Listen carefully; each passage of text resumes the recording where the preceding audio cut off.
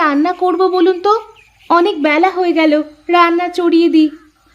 মা, আমার তো বয়স হয়েছে, এখন আমার কাছে শোনার কি দরকার? তোরা নিজে নিজেই আজ থেকে সব সিদ্ধান্ত নিবি, কি করবি না করবি। এ কেমন কথা বলছেন মা? আপনি যতদিন আছেন ততদিন আপনি আমাদের অভিভাবক, আপনি বাড়ির সব সিদ্ধান্ত নেবেন। না রে মা, আমার বয়স শেষ, এখন তোদের সংসারের দায়িত্ব তোদেরই নিতে হবে। আচ্ছা মা, তাহলে আমি আজ খিচুড়ি রান্না করি। আচ্ছা ঠিক আছে মা, সাথে শুকনা মরিচ ভর্তা করিস। ঠিক আছে মা, তাই করব।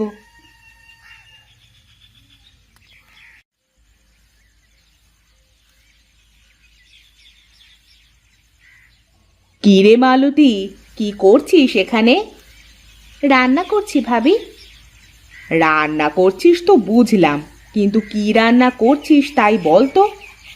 কি আর রান্না করব দিদি, ঘরের সব তরি তরকারি শেষ হয়ে গেছে, তাই খিচুড়ি রান্না করছি। কি? খিচুড়ি? তুই কার কাছে শুনে খিচুড়ি রান্না করছিস শুনি? কেন, খিচুড়িতে কি সমস্যা?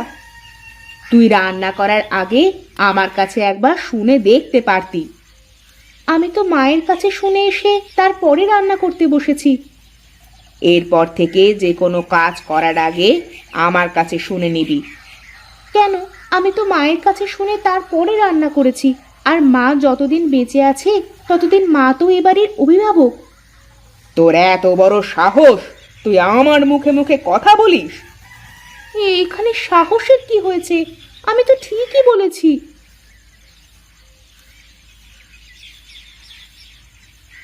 কি ব্যাপার? কি এত ঝগড়াঝাটি কেন এখানে? দেখো না, আমি মায়ের কাছে শুনে রান্না চাপিয়েছি, আর ভাবি আমাকে বলছে যে তার কাছে শুনে রান্না করতে। কি ব্যাপার ভাবি, মা তো এখনো বেঁচে আছে, তাহলে মালতী মায়ের কথা না শুনে তোমার কথা শুনতে যাবে কেন?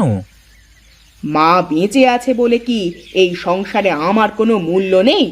আমিও তো এ বাড়ির বড় বউ। হ্যাঁ, তুমি এই বাড়ির বড় বউ, কিন্তু এই বাড়ির মালকিন তো না। মা যতদিন বেঁচে আছে ততদিন এই সংসারের সব কিছু মায়ের ইচ্ছে অনুযায়ী হবে, তোমার ইচ্ছে অনুযায়ী নয়। কি? আমাকে এইভাবে অপমান করলে তোমরা? আমি এই অপমানের কথা ভুলবো না, এই আমি বলে দিলাম। আমি আজ থেকে আলাদা হয়ে যাব। এই দেখো ভাবি, এই সামান্য ব্যাপার নিয়ে সংসারে কোনো অশান্তি বাঁধিও না দয়া করে। কি? অশান্তি আমি বাঁধাচ্ছি? এত বড় অপমান!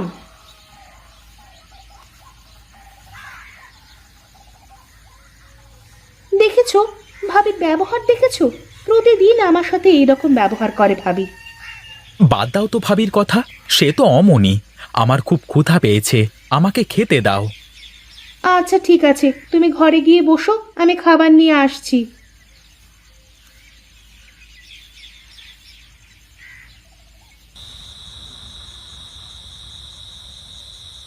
কি ব্যাপার, তোমার মন খারাপ মনে হচ্ছে? তা কি হয়েছে শুনি? না, তোমার আর সেই কথা শুনে কোনো লাভ নেই। আমার কথা তোমার মাথায় ঢুকবে না। ও, বুঝেছি আমি। তুমি মনে হয় বাপের বাড়ি যাবে, তাই না? অনেক দিন তো হয়ে গেল বাপের বাড়ি যাওয়া হয়নি। চলো চলো, শ্বশুর বাড়ি থেকে ঘুরে আসি। না, আমি কোথাও যাব না। নিজের বাড়িতে সুখ না থাকলে কি আর অন্য কোথাও সুখ খুঁজে পাওয়া যায় নাকি? কেন, বাড়িতে আবার কি হয়েছে যে বাড়িতে সুখ নেই বলছো? কি আবার হবে? তোমার ছোট ভাই আর ভাইয়ের বউ মিলে আমাকে যা খুশি বলে অপমান করেছে। তা কি বলেছে ওরা, বলো তো শুনি।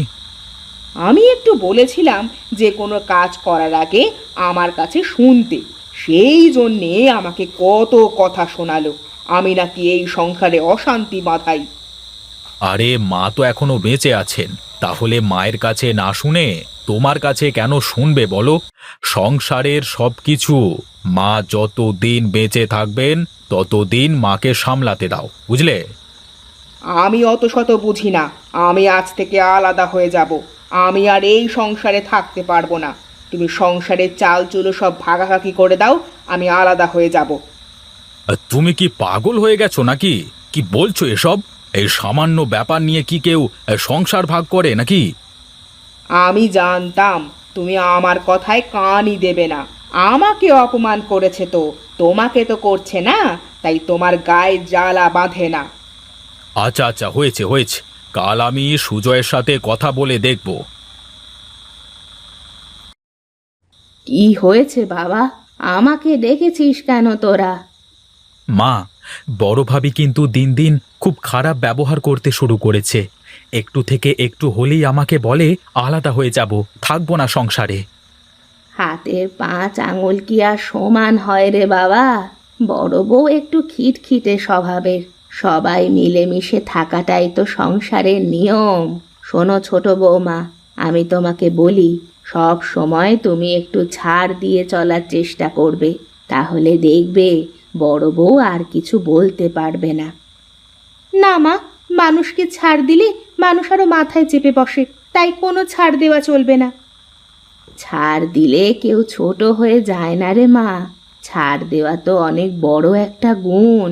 এই গুণ সবার ভিতরে থাকে না রে বাবা। আমি কি কম ছাড় দিই নাকি মা? সংসারের সব কাজ প্রায় আমিই করি। বড় ভাবি তো কোনোদিন কোনো কাজ করে না, সে আমাকে তার হাতের পুতুল করে রাখতে চায়।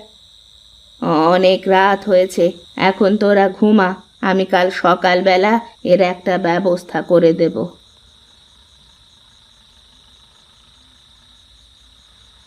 আজ অনেক দিন হয়ে গেল মেয়েটাকে দেখি না। মেয়েটাও অনেক দিন আমাদের বাড়িতে আসে না। মেয়েটাকে দেখতে বড় ইচ্ছে করছে গো। হ্যাঁ, সে তো আমারও করছে গো, কিন্তু মেয়েটা একদিন আসলে তো হতো। আমরা তো অনেক দিন হয়ে গেল মেয়েটার বাড়িতেও যাই না। চলো না, মেয়েটার বাড়ি থেকে একদিন ঘুরে আসি। তা তুমি মন্দ বলনি, একটু যাওয়া আসা না থাকলে আতিতেও তা থাকে না। আর চলো, কাল বিকেল বেলায় যাই, মেয়েটার বাড়ি থেকে ঘুরে আসি। ঠিক আছে, তাই হোক, চলো কাল যাই। ঠিক আছে, কালকে আমি হাট থেকে বড় দেখে একটা কাতলা আর কিছু মিষ্টি কিনে নিয়ে আসবো। আচ্ছা ঠিক আছে, তাই হোক। এখন ঘুমাও, অনেক রাত হয়ে গেছে। হ্যাঁ, চলো চলো ঘুমাই।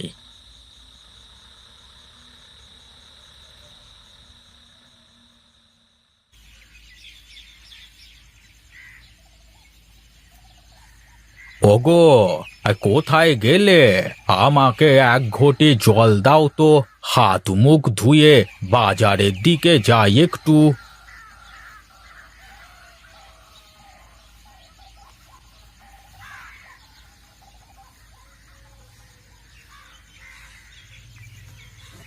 গিন্নি, বাজারের ব্যাগটা দাও তো দেখি, বাজার থেকে ঘুরে আসি।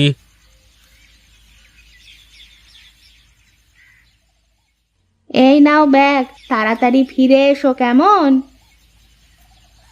তোমার তো আবার বাজারে গিয়ে চায়ের দোকানে বসে আড্ডা দিতে লাগলে দিন দুনিয়া সব ভুলে যাও।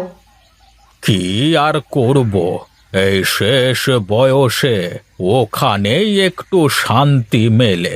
সব বুড়ো মিলে পুরনো স্মৃতিগুলো একটু ঝালাই করি।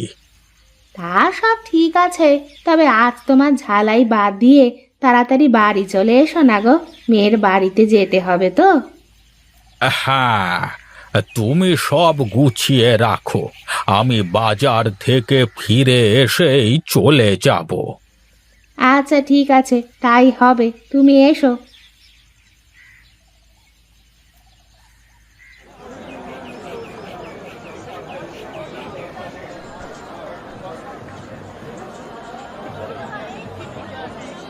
আরে হরিহর কাকা, কি মাছ দেবো আপনাকে? দে দে, বড় দেখে আমাকে একটা কাতলা মাছ দে দেখি।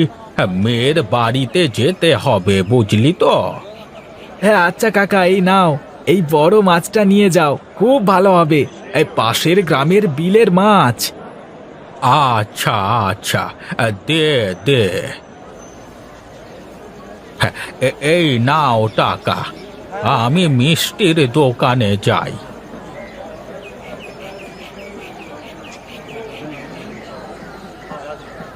এই ভোলা, আমাকে ভালো দেখে কেজি 5 মাছ দে দেখি।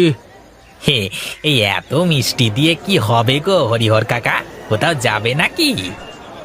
হ্যাঁ রে, আমি একটু মেয়ের বাড়িতে বেড়াতে যাব। আচ্ছা আচ্ছা, ঠিক আছে, দাঁড়াও, আমি ভালো দেখে ছানার মিষ্টি দিচ্ছি। আজ সকালবেলায় বানিয়েছি। এই নাও টাকা।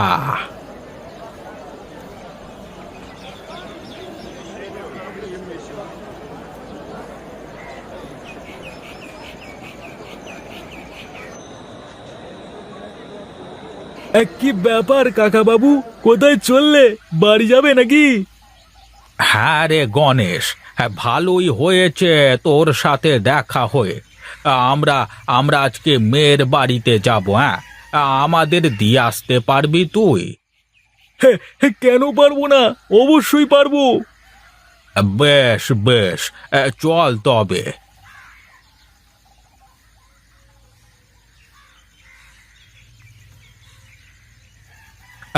তুই এই জায়গায় দাঁড়া, আমি আসছি তোর কাকিকে ডেকে নিয়ে। কোথায় গো? গাড়ি চলে এসেছে, তাড়াতাড়ি চলে এসো।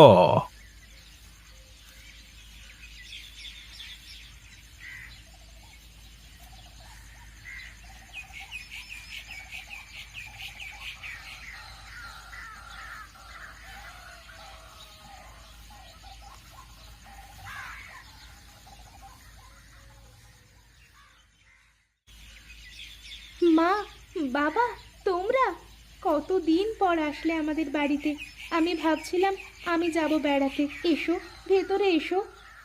হ্যাঁ রে মা, তোকে দেখতে বড় ইচ্ছে হচ্ছিল, তাই চলে আসলাম। ভালোই করেছো, এসো ভেতরে গিয়ে বসো।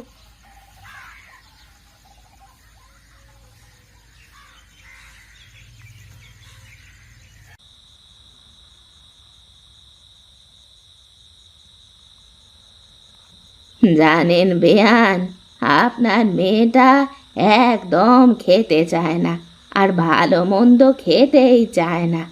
বাপের বাড়ি থেকে ভালো মন্দ না খেলে কি আর খাওয়া যায়? সারা জীবন ঘাস পাতা খেয়ে এসেছে বাপের বাড়ি থেকে, এখন কি করে ভালো মন্দ খাবে? হ্যাঁ, এইবার কিন্তু বেশি বলে ফেলছো তুমি ভাবি। আমাকে অপমান করলে আমি কিছু বলতাম না, কিন্তু তুমি আমার মা বাবাকে কি করে অপমান করতে পারো? আমি খেলে এখানে সব খাবার খেয়ে ফেলতে পারি, কিন্তু তোমার মতন চোখ বুজে আমি খেতে পারি না গো। খেতে পারলে তো খাবি। ঠিক আছে, তাহলে এসো, দেখি কে বেশি খেতে পারে। ঠিক আছে, আজ যদি আমি বেশি খেতে পারি, তাহলে আজ থেকে তুই আমার কথা মতো চলবি, বুঝলি? আর যদি আমি জিতি, তাহলে তুমি আমার কথা মতো চলবে। আচ্ছা ঠিক আছে, তাই হোক। তোরা কি লাগালি বলতো? থাম, তোরা থাম। ওদেরকে এই প্রতিযোগিতা করতে দিন বেয়ান, তাহলে দুই বউয়ের ঝগড়া যদি থামে।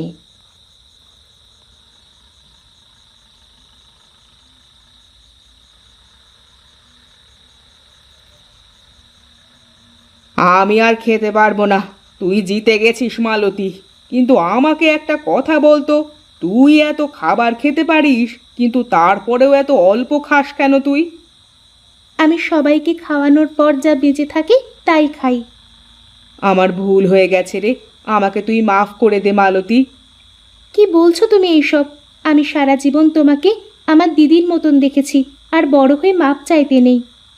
আমি কথা দিলাম, আজ থেকে আর কোনো ঝামেলা করব না, সংসারে আজ থেকে মিলেমিশে সংসার করব।